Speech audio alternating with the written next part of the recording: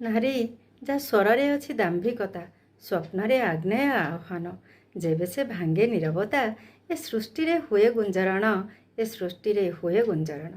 ନାରୀ ଯେବେ ଡେଣା ଛାଡ଼ି ଉଡ଼େ, ତା ଲାଗି ଆକାଶ ଓହ୍ଲାଇ ଆସେ ଧରଣୀ ବକ୍ଷକୁ। ମୁକ୍ତ ଆକାଶରେ ଉଡ଼ିପାରେ ସିଏ, ଲଙ୍ଘି ସାତ ନଈ ତେର ଦରିଆକୁ, ଲଙ୍ଘି ସାତ ନଈ ତେର ଦରିଆକୁ। ନାରୀ ଅବଳା ନୁହେଁ, ନାରୀ ଦୁର୍ବଳା ନୁହେଁ, ସେବା ଓ ମମତାର ଭାବସିକ୍ତ ବହମାନ ନଦୀଟିଏ। ସୃଷ୍ଟିର ସର୍ଜନା ପାଇଁ ଯେ ଢାଳିଦିଏ ଅମୃତର ବାରି, ସେ ପୁଣି ଆଣିପାରେ ବିନାଶର ପ୍ରଳୟ ଲହରୀ, ବିନାଶର ପ୍ରଳୟ ଲହରୀ।